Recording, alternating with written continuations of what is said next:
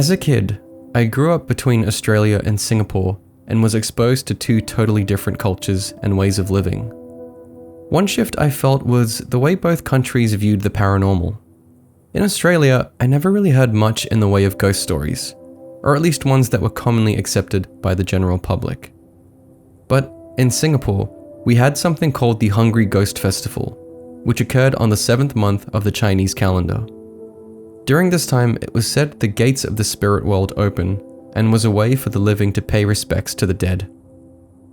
You would offer things like food or money to help spirits transition into the afterlife, and it became public knowledge to avoid certain behaviors like going out late at night, not picking up anything from the ground, or even whistling, as they would cause bad luck. Because of the differences between both countries, I'd always felt like Singapore had a different energy. The feeling of the paranormal was stronger because of its integration into the culture. This happened when I was 10 years old during an early morning. I don't remember a lot of the details about what day it was, what time specifically, but just that I was at home with my mum and sister. To understand a little bit more about what happened, I first need to explain the layout of the flat we lived in.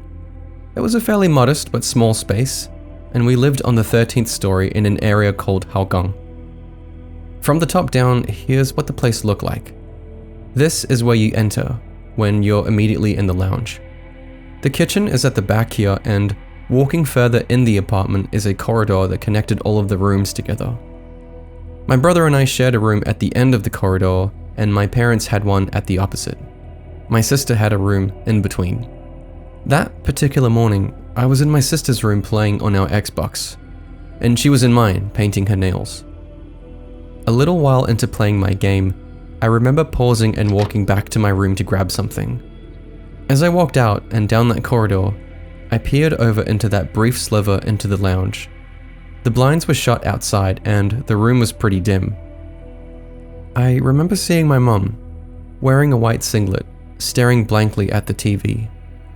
It was full of static, that kind of white noise that shifted and crackled. She had this expressionless look on her face, staring into the void when you're lost in thought and not paying attention. I remember feeling a strong urge to go over and ask her what happened to the TV, but I didn't. I thought she may have been waiting for the signal to come back on. The channel did cut out every now and again, so I didn't think much of it. After grabbing what I needed from my room, I walked back to my sister's to continue playing my video game. A while later, I peered back into the lounge, and I saw that the TV was turned off, and my mum was gone.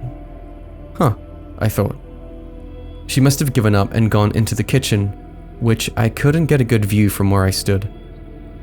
About 30 minutes later, I heard the front door unlock, with familiar voices outside.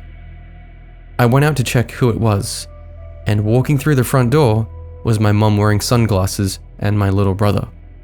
They were both carrying groceries. My mum could tell something was wrong, and so she asked me, Didn't I just see you earlier? I said. No, she replied. We left when you were still sleeping. So if that was the case, then who the hell did I just see? And why did I have an urge to talk to her? To this day, it's still something I can't really explain. I never really expected to have an experience with paranormal, let alone one that I would realize after the fact. When my family moved back to Australia, my auntie temporarily moved into that apartment. She's a lot more spiritual than me, and she told us that she saw ghosts in that place. Figures looking around in the dark, and one night, a man looking at her outside the kitchen window. A kitchen window that was placed 13 stories high.